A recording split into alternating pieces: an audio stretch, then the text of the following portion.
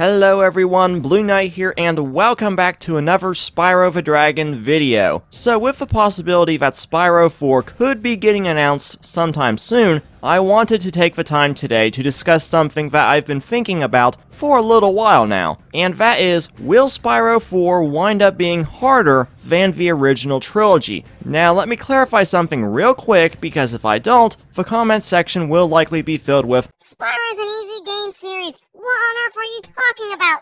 And you would be correct, because Spyro is an easy game series, with a heavy focus on finding collectibles with some mini-games and combat mixed in throughout. But that is not to say, Spyro, in terms of the original trilogy, had some difficult spots sprinkled in here and there. One instance that immediately comes to mind is Twilight Harbor. It's one of the hardest levels in the first game, and I honestly lost count how many times I've died on this level after playing through it multiple times. And then there's Gulp, who, in terms of a Reignited Trilogy, being one of the hardest parts of the second game. Actually, he's more like the hardest boss in the entire trilogy, but you get my point. So yeah, Spyro, despite being an easy game, can be challenging at points, but nothing near Dark Souls difficulty like some were saying about Buzz's boss fight way back during Reignited's launch, which is absolutely ridiculous if you ask me. Nor does it come anywhere near how difficult Crash Bandicoot turned out to be, especially when we look at how difficult Crash 4 can be at points,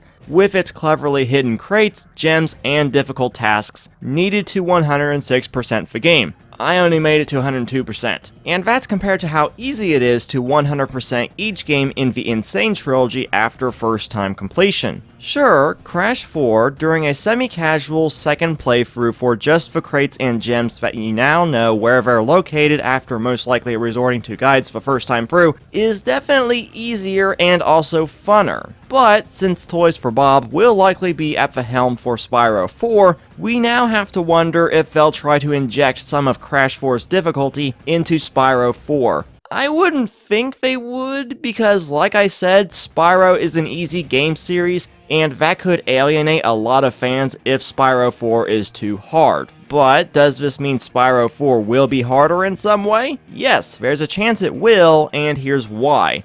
Spyro 4 will be a game that'll most likely continue the same classic formula from the first 3 games, but made for the modern day, just like Crash 4. Where it took the classic formula, Toys for Bob put their own spin on it, but at the same time they went all out on everything to make a Crash game for the modern day. Because as gamers, we've gotten better at playing games over the years, so it makes sense. So I would imagine Spyro 4 will be bigger in terms of environments and scope, feature more collectibles, some of them being a bit more difficult to find, like gems or whatever else they decide to add into these bigger, likely more complex areas. And depending on which version of Reignited you've played, the gems are already noticeably harder to find than the originals, due to the large amounts of grass concealing them in certain levels. That is something I would imagine carrying over into Spyro 4, not necessarily for difficulty purposes, but for the overall level aesthetic. But unlike the Wumpa Fruit in Crash, Spyro's gems are needed to progress through each of the 3 games, and as you can imagine,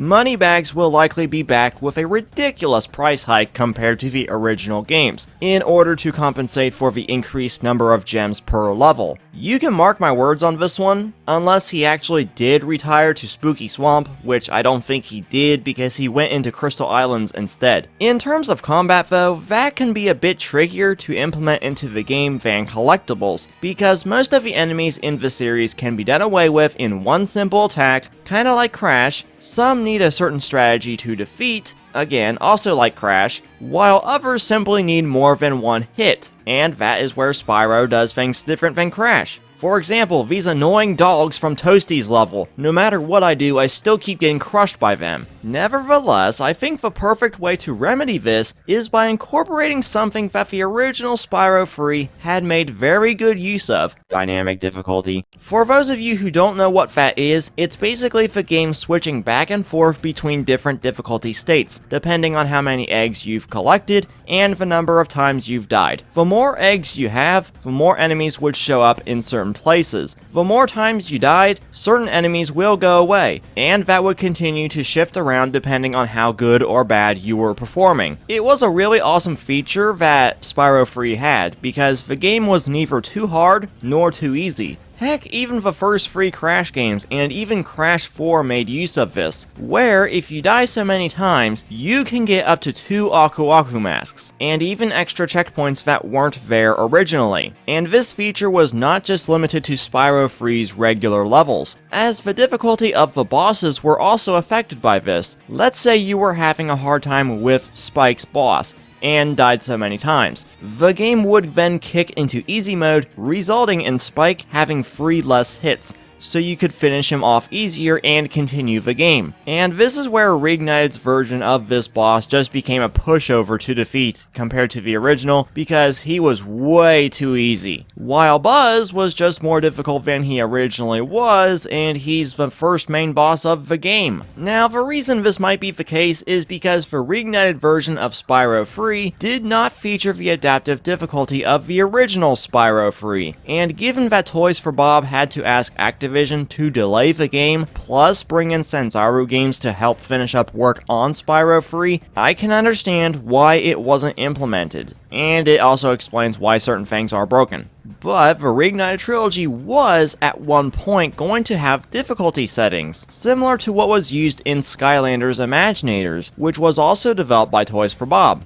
But this was outright cut, likely due to time restraints from the final version of the game, and this was discovered by a modder known as Magic Nipples. I'll leave a link to his Twitter in the description below if you want to check out more of his stuff. Now, since Toys for Bob cut this difficulty setting from Reignited, perhaps they'll try to incorporate it into Spyro 4, or better yet, bring in an adaptive or dynamic difficulty like Year of the Dragon had.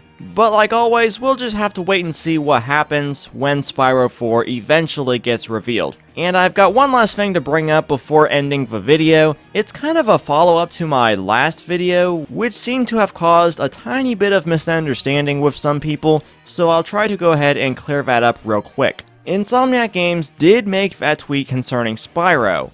But does that mean they are making Spyro 4? No, that role belongs to either Toys for Bob or Beanox, who, by the way, tweeted out this art piece of Spyro a couple of days after Insomniac posted their tweet about Spyro. I'm not taking this is a tease of anything, but it's a little bit weird that Toys for Bob is tweeting about Spyro for World Art Day rather than something with Crash, because Crash 4 just came out and the ports just came out last month. So it's a little strange. But back to my point. Insomniac Games is likely fully aware of Spyro 4's development by Toys for Bob and have insight on its development, just like they did with Reignited. And this is possibly just their way of teasing that they know about an upcoming reveal by Activision, like they did before Reignited's reveal and some of their own Ratchet & Clank Rift Apart reveals. That was the point I was trying to make in that video. Even though Insomniac Games doesn't work on Spyro anymore, they are still the original creators of the series. And if they are aware of an impending announcement, they could tease it and no one would ever suspect a thing. Well, maybe except for us in the Spyro community, who may or may not tend to overthink things. But anyways guys, that's going to do it for this video concerning Spyro 4's difficulty. As always, if you guys have any questions or thoughts on how Spyro 4's difficulty will be like, please be sure to share them down in the comment section below, and also be sure to hit that subscribe button and the bell for more Spyro content coming your way real soon. Once again, thank you guys so much for watching and the support. I've been Blueknight, and I'll see you guys back here next time.